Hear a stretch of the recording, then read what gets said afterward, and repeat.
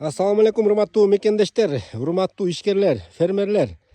Бардык шарты менен 2 гектар жерде жайгашкан 2 чоң сарайы менен, тамы менен, артезиан суусу менен, жанында тегерегин баары курчалган 4 гектар айдоо жери менен чөп себилген кашар сарай, фазенда десек да болот. Туугандар сатыкка коюлду. Анда эмесе ушундай сарай издеп жүргөндөр, кашар издеп жүргөндөр табастан видеого назар салыңыздар. Бул дареги Нылды айылында. Нылдыга кирип келгенде эле солго поворот бар. Ошол солго поворот менен кирип келатканда эле 1 километрдей айдаганда эле ушул жерде тегерегин баары тосулган сарайды көрө аласыздар. Автовокзалдан бери болгону туугандар бул жерге чейин 17-18 километр. Жол болсо асфальттанып атат. Кудай буйрса жакында бүтөт. Аны өзүңүздөр көрүп атасыздар. Видеодон алыстабай туруңуздар. Колуман келишинче бардык маалыматтарды чагылдырып берем. Ушундай сарай издеп жүргөндөр менин оюмча көп. Бүгүнкү күндө фермалар чынында эле аябай көбөйдү. Анда эмесе четинен баштайын. Мына туугандар, бисмилла дегенде эле караңыздар. Ушул 2 гектар жер тегерете забор менен курчалган. 80 метрден казылган өзүнүн жеке артезиан суусу бар. Ушундай стернага толтурулуп, жылууланып, кышында да тоңбойт.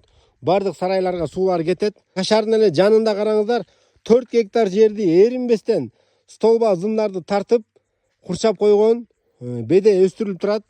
Мына алма бактары менен караңыздар, сонун экен. Анда мен азыр тиги сарайдан баштайлы. Сарайлардын узундуктары туугандар 60га 18, ушундай сарайдан экөө бар. Жана ортосунда дагы бир каркастары даяр бир сарай турат. Өзүнүн жеке ушундай трансформатору бар. Сарайдын тегерете бардык айнектерин баары пластиктен коюлган. Сырткы загондорун караңыздар. Бул жагында дагы, наркы жагында да сырткы загондору бар экен. Аябай шарттары сонун. Темир менен тосмо тозулган, нар жака алмабак жака өтпөй турган кылып сырткы загондору.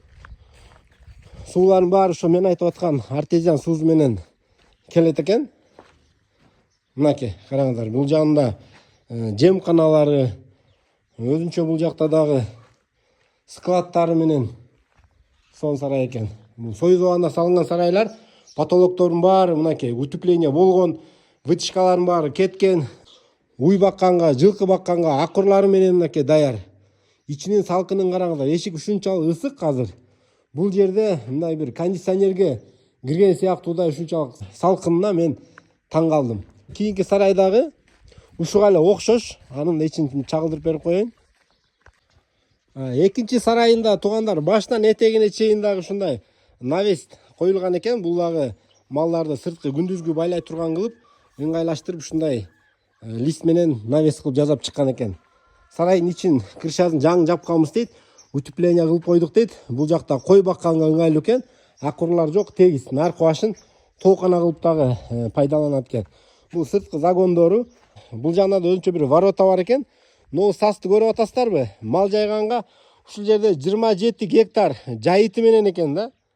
Ушул жерден кой баксаңыздар, койлоруңуздар сыртка чыгып саста ушакта беймарал оттоп жатат экен.